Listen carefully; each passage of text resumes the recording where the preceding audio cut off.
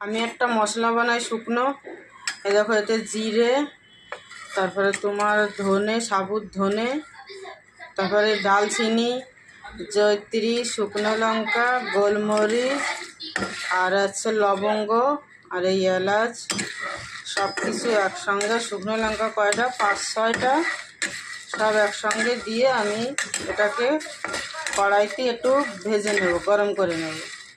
এই মশলাটা সবজিতে, মাংসতে, মাছের ঝালে দিলে কিন্তু খেতে খুব টেস্টি হয়, আর কিন্তু বাস বেরোয়, খুশবু বেরোয় কিন্তু খুব। তো মশলাটা এভাবে বানিয়ে ঘরে মিক্সিতে পিষে রাখতে পারো। ভাজা মশলা চিকেনে, মাছের ঝাল ডালে দেবে, খুব সুন্দর লাগে। নিরামিষ সবজিতেও দেবে, খুব ভালো লাগে এই মশলাটা। আমি তো এইভাবেই ঘরে মশলা বানাই।